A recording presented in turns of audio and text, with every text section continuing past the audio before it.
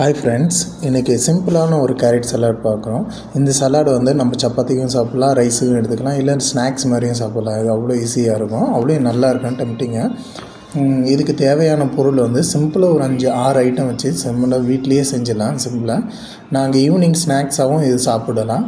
Tea கூடவும் நாங்கள் சாப்பிடுவோம். இது கேரட்டு டீக்கு முன்னாடி ஒரு சின்ன ஸ்நாக்ஸ். அதுக்கு தேவையான பொருள் மட்டும் பார்த்துக்கலாம் வாங்க. கேரட்டு, எலுமிச்சம்பழம், 2 பச்சை மிளகா, கருவேப்பிலை, கொஞ்சோண்டு கொத்தமல்லி, வேர்க்கடலை வறுத்துட்டு இடித்து வச்சுருக்கேன். அதுக்கு தேவையான உப்பு. இது ஃபைனலாக 2 டிப்ஸும் சொல்கிறேன். இது ஒன்றும் ஆட் பண்ணிங்கன்னா இன்னும் நல்லாயிருக்கும், நல்ல டேஸ்ட்டாகவும் இருக்கும். வாங்கப்பா எப்படி பண்ணலான்னு பார்க்கலாம். அதுக்கு ஒரு பிளாஸ்டிக் பவுல் எடுத்துக்கிட்டு அது கேரட்டை முதல்ல நான் சீவிக்கிறேன். நான் சீவிக்கிட்டு இருக்கும் போதே பக்கத்தில் சின்னதாக ஒரு தாளிப்பு கொடுத்துக்கிறேன். அதில் எண்ணெய், கடுகு, பச்சை மிளகா, கருவேப்பிலை இவ்வளோ தான் போட்டுட்டு சின்னதாக தாளிப்பு கொடுத்தா தேவைன்னா வடிச்சிக்கலாம், இல்லைன்னா வேண்டாம். அது அவசியம், அந்தளவுக்கு அவசியம் இல்லை. நார்மலாகவே இந்த 5 ஐட்டம் வச்சுட்டு நீங்கள் அந்த டேஸ்ட்டு வந்துடும். நல்லா டேஸ்ட்டாகவும் இருக்கும், குழந்தைங்களும் ரொம்ப பிடிக்கும். இப்போ பாருங்கள், நான் தாளிப்பு கொடுத்துருக்கேன்.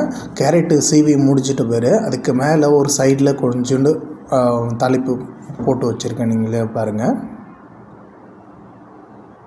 இந்த கேரட் சீவி முடித்த பவுல்லையே அங்கே பாருங்கள், அங்கே சைடில் இருக்கா. இதுக்கு மேலே வேர்க்கடலை போடுவேன். உடச்ச வேர்க்கடலை நல்லா உடச்சி வச்சுருக்கேன். அது கொஞ்சம் வேர்க்கடலை போட்டால் ஒரு க்ரன்ச்சியாக இருக்கும். அதே நேரத்தில் வேர்க்கடலை சாப்பிடும்போது இன்னும் டேஸ்ட்டாக இருக்கும். தனியாக கொஞ்சோண்டு கட் பண்ணி வச்சுருக்கிறத போட்டுட்டேன். அடுத்தது எலுமிச்சப்பழ சாறு கொஞ்சம் போட்டுக்கிட்டு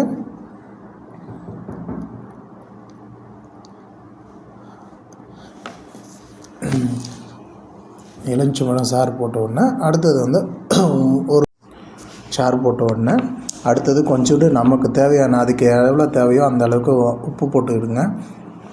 போட்டுட்டு இது கொஞ்சம் ஒரு மிக்ஸ் பண்ணிவிட்டு நல்லா மிக்ஸ் பண்ணிக்கணும்.